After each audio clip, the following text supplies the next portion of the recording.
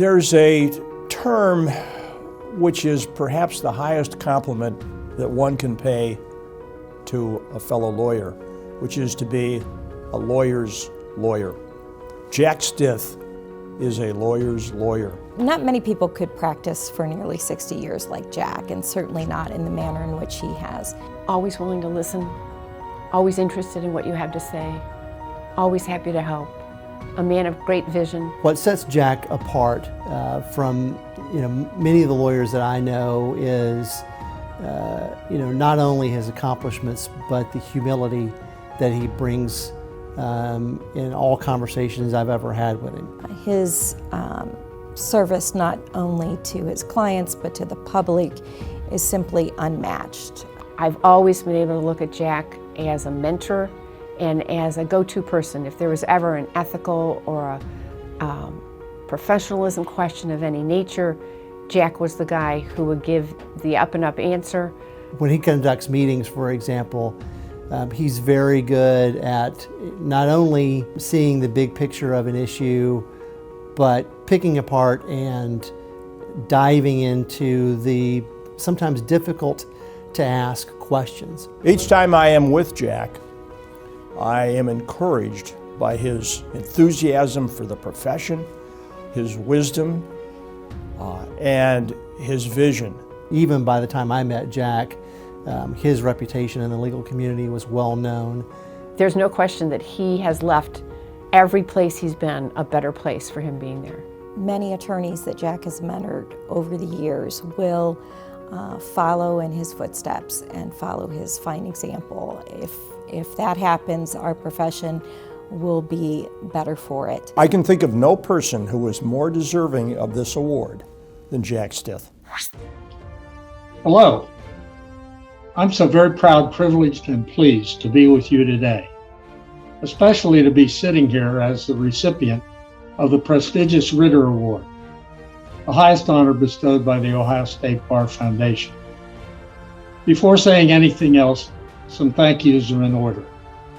I want to express my deep appreciation to Velda Hoffaker, president of the foundation, for nominating me, and to thank Tabitha Justice and her very fine awards committee for voting me in, and as well the leadership group of OSBF and the foundation staff, not only for the fine job they do day in and day out, but also for the ready and able assistance they have provided to me for a long, long time.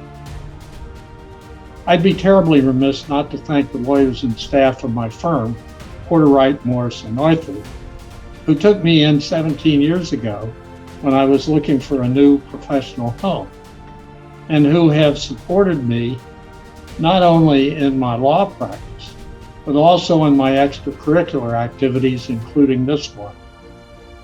And my spouse, Betty, a very talented woman in her own right, without whose hard work, love, and support, none of this would have been possible. Betty deserves at least half the credit for anything I may have achieved during the 61 years we have been married. George Ritter, after whom this award is named, was a very interesting lawyer who practiced primarily in northern Ohio, particularly in Toledo. George's story is told by Reg Jackson on the Foundation's website, and you might be interested in reading it, a fascinating tale dating back to the early days of World War II. June 30, 2007 was a hard day for me, as at midnight I would no longer be president of the Ohio State Bar Association, a job of service to the lawyers of Ohio and their firms that I liked very much, because it gave me an opportunity on nearly a daily basis to lend a hand to a large group of women and men whom I admired as much as any group I know. The job was, and I hope still is, a unique, gratifying, and fulfilling position of leadership. At that point, however, I hoped to find another activity that was equally stimulating. That year, I would be elected chair of the board of Ohio Bar Liability Insurance Company, affectionately known as OBLI.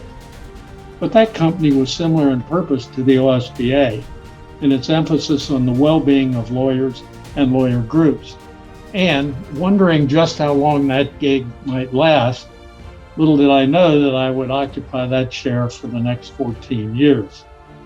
One of the other most enjoyable periods in my community service had been my earlier 9 years on the governing board of the Greater Cincinnati Foundation, 3 of them as chair. So I looked hard at the Ohio State Bar Foundation. Now, I must confess that I had already been on that board for about 18 months, but as president of the association, I hadn't had time to do much for the Bar Foundation that was really useful. But in mid-2007, I had the time and the energy, and so took my foundation trustee job more and more seriously. I learned that the foundation, formed 50 years earlier to raise money to build the Ohio Legal Center building on the Ohio State University campus, to own a title insurance company, and to produce legal treatises on important aspects of Ohio law, had evolved into a full-fledged charitable enterprise, offering significant grants and scholarships to organizations throughout the state that promoted its mission. The foundation and the association, while similar in name and related in some other ways, actually have different objectives. I would argue that the foundation has the broader reach, and in 2007 and today, that was what most fascinated me.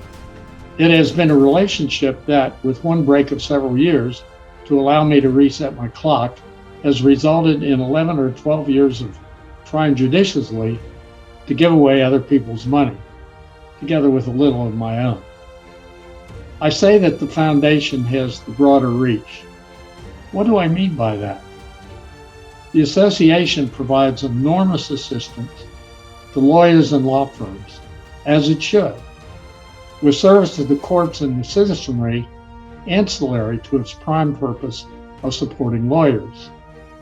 It is not a charity, although it does much good at low cost.